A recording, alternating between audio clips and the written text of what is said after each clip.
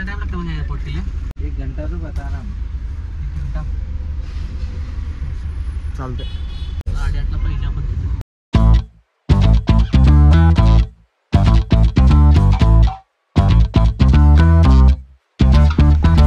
तुमच्या सगळ्यांचं खूप खूप स्वागत माझ्या नवीन व्हिडिओमध्ये. आणि आता सध्याला आम्ही हैदराबादमध्ये आहेत. म्हणजे नॉर्थला जाण्यासाठी आम्ही सोलापूरहून साऊथला आलो पहिल्यांदा आणि त्याच्यानंतर आता इथून आम्ही फ्लाईटनं दिल्लीला जाणार आहे.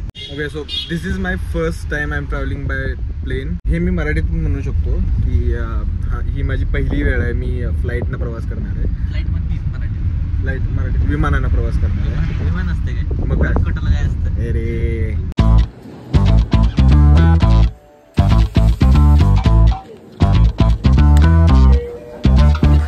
दोघांचे मिळून 630 रुपये.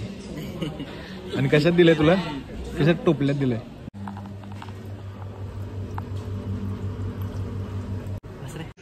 फूड महाग होतं पण चांगलं होतं. महागच होतं, चांगलं होतं पण महागच होतं.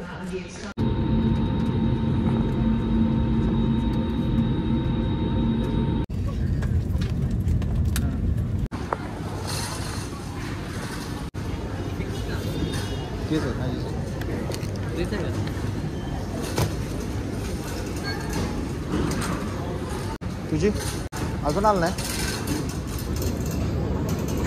राहील तर हैदराबादमध्ये. माझ्या हैदराबादमध्ये राहील तर. हैदराबादमध्ये राहत नसते आली.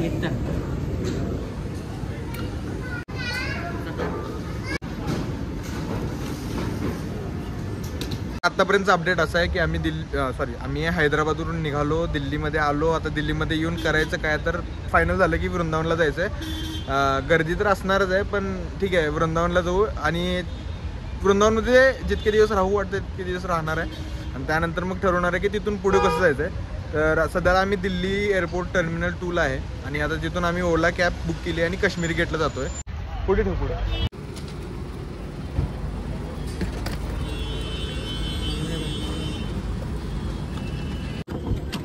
$3764.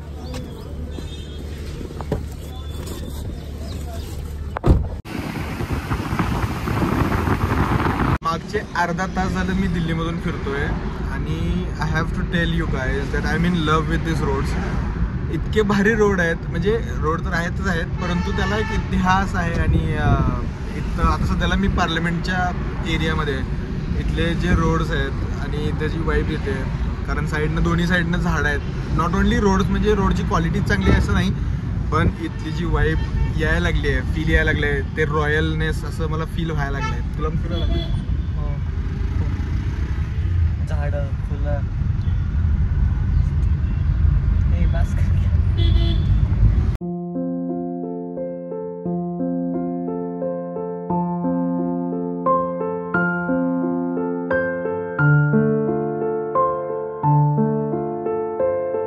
सध्याला आम्ही महाराष्ट्र सदनाच्या बाहेर होतो आणि तिथं शिवाजी महाराजांचा पुतळा तो बघितला आम्ही.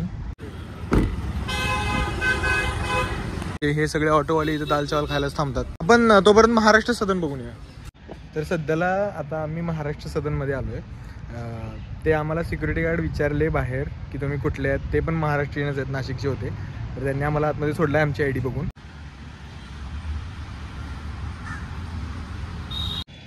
आत्ता जस्ट आम्ही महाराष्ट्र सदनमध्ये जाऊन आलो आणि इथं कामाला असलेली लोकंसुद्धा मराठी आहेत.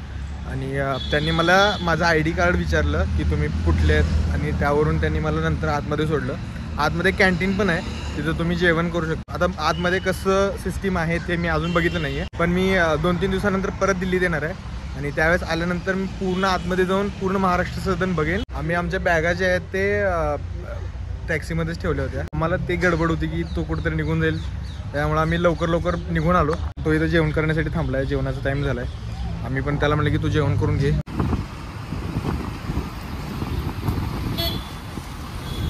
इथं काश्मीरी गेटला एक प्रायव्हेट बस कंपनी आहे. त्या बस कंपनीमधून आम्ही दिल्लीवरून वृंदावनला चाललो आहे. इम्प्रेसिव्ह गोष्ट यांची अशी वाटली की त्यांनी एक लॉन्च केलं आहे, वेटिंग लॉन्च. तिथंच बसची बुकिंग पण होते आणि तुम्ही तिथंच बस ही पण वेट पण करू शकता.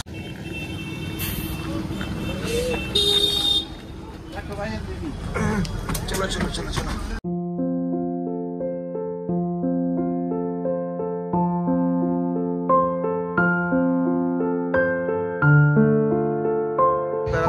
सध्याला वृंदावनमध्ये आलो आहे. पण आमचं बुकिंग कन्फर्म नाही आहे कुठलं, म्हणजे आम्ही कुठली रूम बुक नाही केली आहे. तर आता इथून आम्ही रूम शोधणार आहेत. आता एक मुलाला विचारलं होतं पण तो न सांगताच निघून गेला. सगळी जी लोक आहेत हे सगळे इथं परिक्रमा करायला लागलेत. इथे एक राधा राणी फूड्स म्हणून एक हॉटेल होतं. त्यांची अशी सर्व्हिस होती की आपण हॉटेलमधून त्यांना कॉल करून सांगायचं आणि त्यांचा मुलगा बिल आणि फूड घेऊन इथे येणार. रोटी थोडी जाड आणि निब्बर आहे ना. नाही इथली पद्धत तशी असेल करायची मे बी. भाजी छान आहे आणि यांची एक अट अशी होती की 250 रुपयेपर्यंत मिनिमम ऑर्डर करायचं. भाजी छान आहे, टेस्ट छान आहे. तू कोक मागत म्हणत होतास ना? काय कोक कोक कसलं कोक? मला म्हणण्यासारखं वाटतं तुला इथं. आपल्याकडे अजून एक म्हटलं माहिती तुला माहित नाही वाटतं.